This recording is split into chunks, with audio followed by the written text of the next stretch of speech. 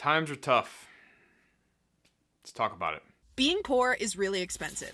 For example, I need a new used car, but I can only afford a car that's about the $2,000 to $3,000 range. I can't really afford anything from a dealership or to get an auto loan. After scrimping and saving and looking at cars for months and months, cars that had all sorts of crap wrong with them, I found one that seemed like okay and seemed like trustworthy people to buy from. I went over to them, checked out the car, gave them my hard-earned money, and then on the way home I had a blowout. And then after I had a tow truck, a very expensive tow truck because I can't afford to have AAA, tow me to a repair shop, I get told that 3 out of the 4 tires need to be replaced. And also the wheel well that's holding one of the tires on is messed up and that needs to be fixed. So now this cheap car has cost me an extra $400. And then driving it home from the repair shop, the blinkers go out. Plus a myriad of other problems with this car that I don't know about yet. Money that I don't really have that I'd been saving for months in order to have a car that I thought would be reliable and take me around town. Because I never will be able to afford a new car. And that's just one of many examples on how poor people having to buy lower quality stuff means that they spend more money over time maintaining that shitty stuff or buying more of that shitty stuff than someone who could just buy the nicer thing. Disagree. I do. Like, let's think about this for a second.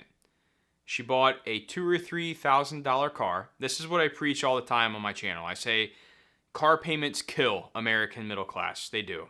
She did the right move. She went and bought a used car that she could afford. Yes, it had some problems. It had some things that needed to be dealt with. But like that's what's going to happen when you go spend $2,000 to $3,000 on a car. This is the mindset, though, that I hear all the time when I'm talking to people about cars. She said she had to spend $400 to get her car fixed. 3 new tires and a wheel well. It's not bad. Blinkers went out. Okay, go buy some new bulbs. That's maybe what, $10? Replace them yourself. And if you can't do it, okay, let's say it's $50 at the dealer at a car maintenance shop. Now you're $450 in. Now you got a car that gets you from A to B. $450 to get you a reliable car that gets you from A to B, and you spent $2,000 or $3,000 on it. Versus, here's the mindset shift. This is what's wrong with how so many people think about buying cars. She's upset because she needs to spend $400, $450 on getting her $2,000 to $3,000 car fixed up. Versus what most people would have done is they would have went to a dealership and they would have bought a $20,000 to $30,000 brand new car because it's new and nothing's wrong with it. Now, I'm pretty good at math. I'm pretty good with numbers. Let me ask you this. Does $3,000 and then tack on another $500 for some maintenance just to get the car fixed up to where it should be? Or does $20,000 to $30,000 sound better? While everything else is expensive on top of that. You tell me what seems better. Always, guys, the used car that's cheaper and maybe you have to put a little bit of maintenance into it to get it to where you want it. That is what it's all about. Stockpile money away that's not going towards a car payment. Put it in an emergency fund and save it for whenever something else goes wrong with the car. Yes, guys, trust me, I know it sucks whenever things happen with cars. I get it. But if you think about it in the big perspective, and you think about the money you're using to purchase these cars, you're coming out ahead every time with that used car. I don't care. If she would have went that new car route like she was talking about, that would have been 10x. 10 times the cost of what she was spending on that used car. Just because she had to fix things up. Like sometimes the inconvenience is worth the money. It is. Especially if you're having some tough times right now. So I am so broke right now. Like I'm 40 and I'm really broke. I'm just negative $64 broke. And yes, I work full time. I've been at my job for a while now, 3 years, and I'm still broke. However, I'm not broke for the wrong reasons. I'm not broke because I'm drunk. I'm not broke because of drugs, and I'm not broke because of tobacco. I'm broke because I made my place feel like a home. Just a quick little tour. Hey, guinea pigs. In the bedroom, where no magic happens, which that's fine for now. So yeah, I will not be hard on myself for being broke because I did that when I was using drugs and alcohol, and I'm not doing that today. And I'm only going to be broke until tomorrow because tomorrow's payday, so it all works out, see? All right. Hey, props to homeboy. He ain't drinking, he ain't on drugs, and he's got himself a nice place to live. Props to him. That's great. I really am happy for the guy, and I'm glad to see or to hear that he is no longer doing those things that he mentioned. Because if you are broke, it's very easy to turn to something like that to kind of ease the pain. It is, and it shouldn't. Alcohol, drugs, tobacco, whatever it is, should never be used as a crutch or as a something to kind of relieve your pain. It never works out for the good, and it costs more money. The only thing I would say to this gentleman, if he was wanting to figure out how to not be broke, is I'm all for setting yourself up to have a nice, livable home. You should, but you have to do it in ways that's not going to hurt you financially. And maybe that means having one room that you fix up over a matter of 3 to 6 months. Now, it may seem like a long time, but when you're living there, like that's sometimes what you have to do. I mean, we've lived in this house for 3 months now, and we still don't have my wife and I's room, my daughter, or my son's room fully set up yet. We don't. I mean, it's just, we've kind of taken it very slow because we don't have any rush. We're going to be in this house for a while.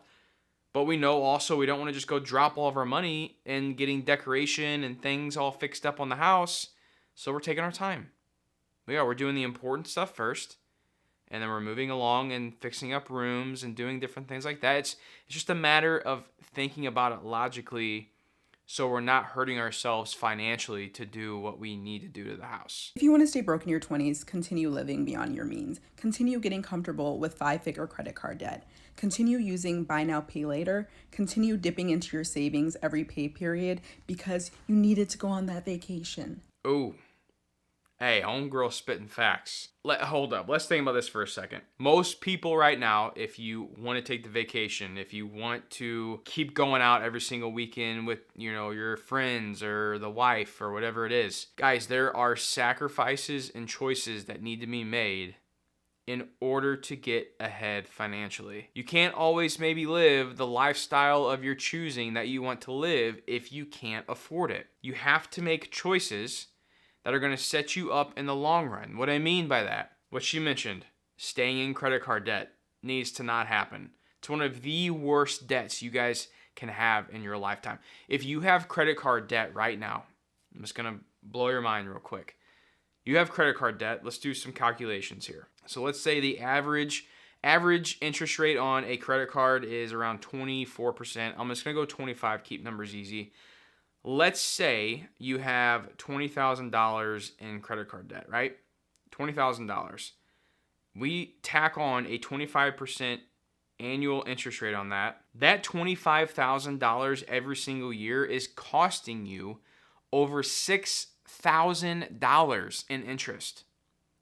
$6,000 in interest, guys, that money is going to basically nothing. When you think about it like that, that blows my mind. Basically, what needs to happen is we need to transition this mindset. Okay, how can I take that $25,000 and go earn 8 to 10% on that money? And instead of spending $6,000 every single year just to pay the interest on that credit card debt, now I'm earning $2,000 to $4,000 in interest that is being used to build up my accounts, my investment accounts. That's the way we need to look at this. Not as, oh, I'm broke, let me stay in credit card debt. No. Figure out a way to get out of debt by budgeting, by saving your money, by looking at your expenses, and by increasing your income. And if you haven't started a budget yet, check out my budget sheet I have down below in the description. It's a budget tracker, net worth tracker. I'm telling you what, guys, I've tracked my net worth every single month since 2016.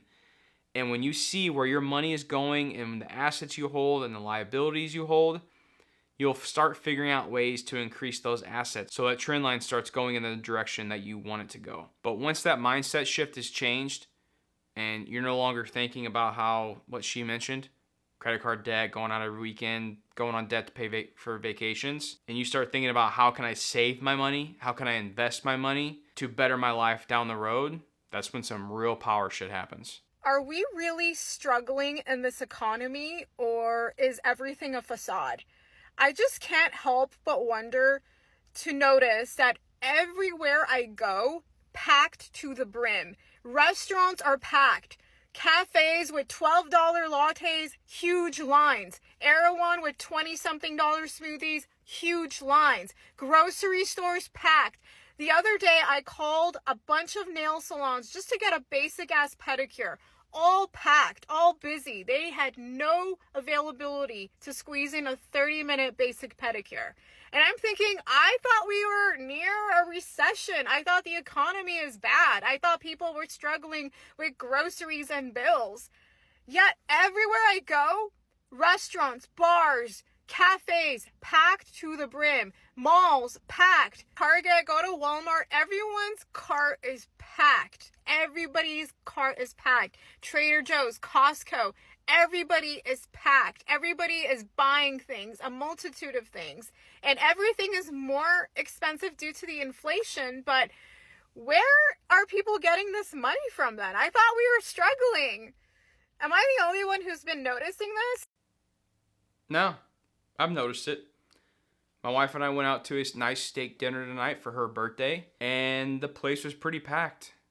And I'm thinking about it, I'm like, yeah, like if we're really coming up on a recession or everyone is really struggling, how is everyone affording a nice steak dinner tonight? But I do think, and I will say, there are people in this current economy that are probably doing pretty well. Unemployment rate, although I talked about in the last video, it's still relatively low. It's on its way up. It's continuously increasing every quarter or so. But generally right now, there are still a lot of people employed making money and maybe be able to go out and do things every now and then. But the problem with that is with how expensive everything has gotten, there are probably a lot of those same people that still have the jobs and still living the lifestyle they had 3 years ago are using what we just talked about. One of the worst debts you can have ever in your life.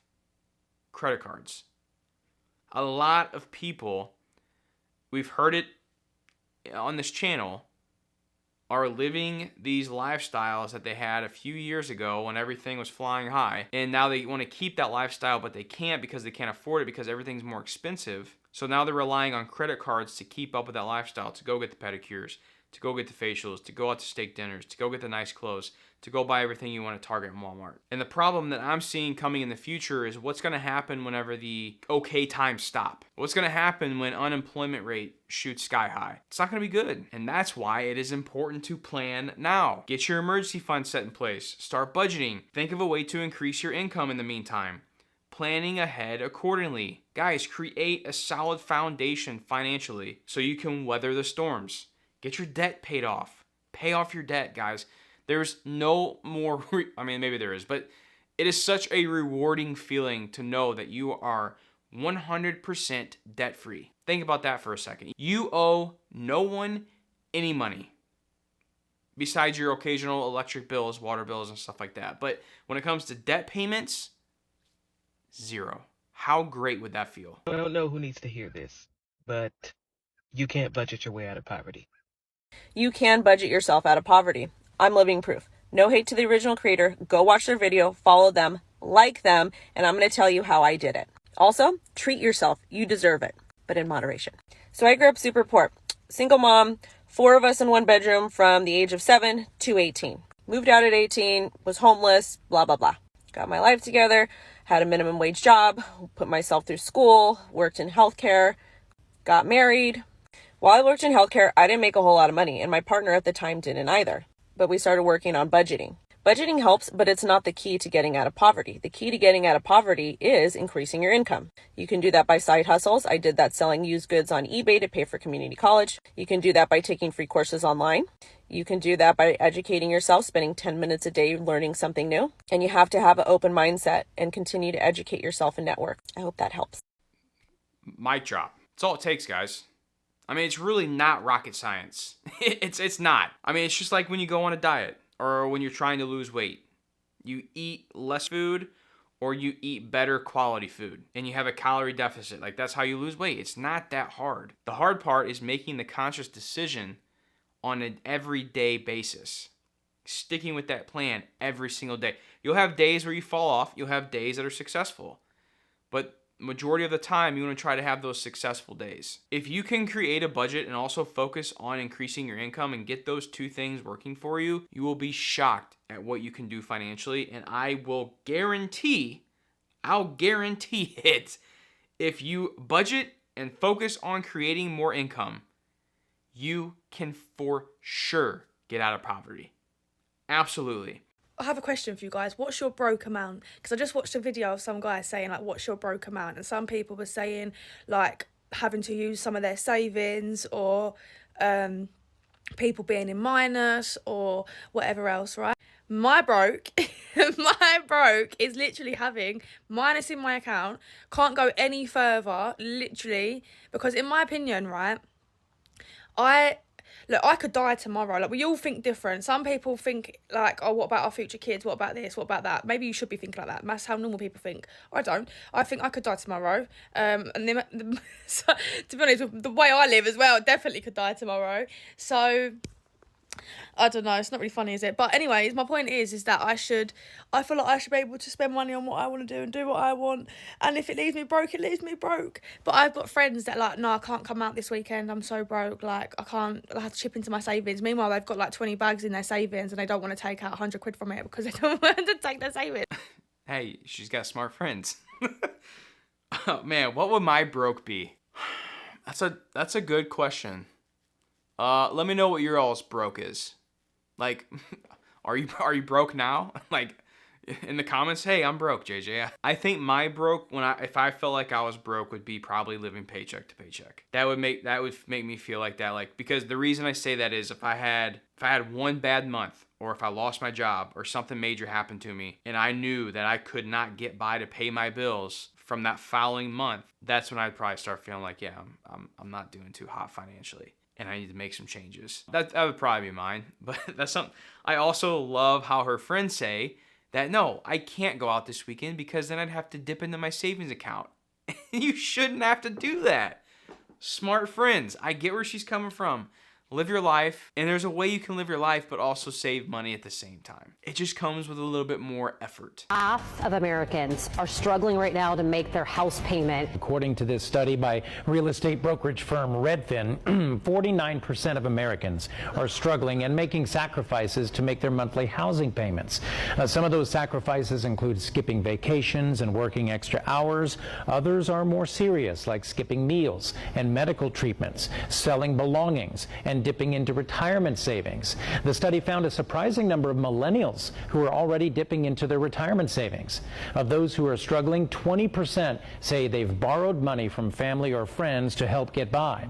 Now, someone who bought their home a few years ago may not be struggling as much because mortgage rates were more like 3% back then, but more recent home buyers are dealing with mortgage rates around 7%. Still, renters may be struggling the most. People dealing with increasing rent prices are still watching those payments go up. According to the Consumer Price Index, rent prices started this year nearly 6% higher than a year before. And, you know, most of us didn't see a 6% raise year after year. There is some hope among economists that the Federal Reserve could cut interest rates in June potentially.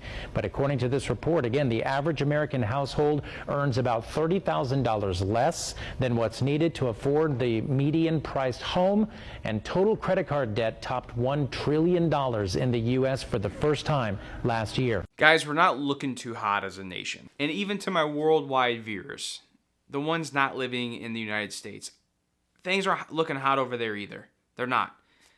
And the only thing, and I say this in every video, and it may sound like I'm repeating myself over and over again, but I will always say this to get the point across, to understand how important this is.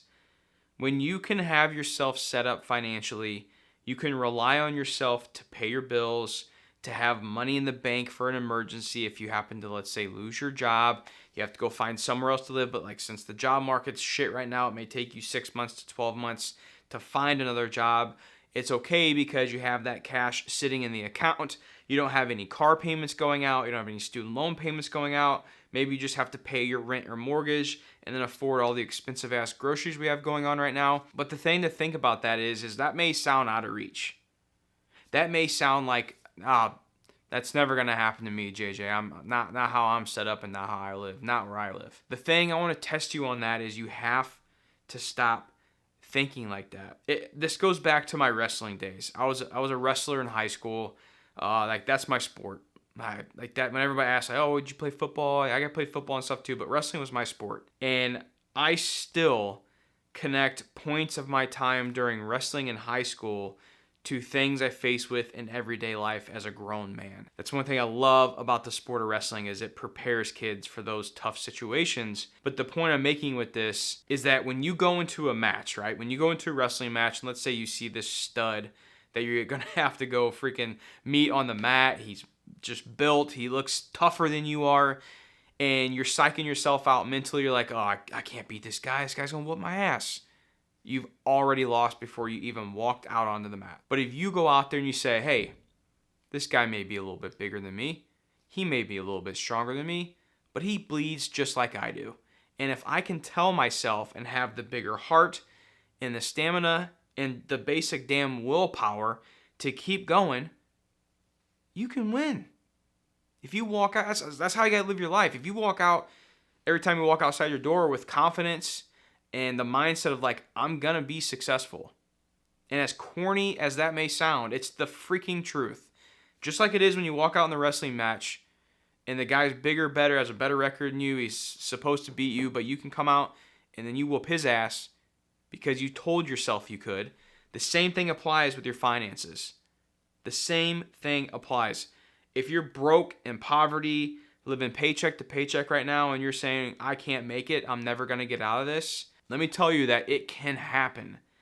It's going to take a lot of sacrifice, a lot of work, and it's even harder to do today because of the situation we're in with everything being expensive, but that doesn't mean you can't do it. So take this as motivation.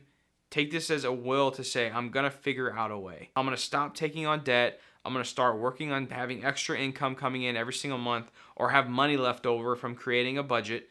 Because most of the time when people create a budget for the first time, they see hundreds of dollars that was being wasted on bullshit items every single month. Once you do that, your life will change forever.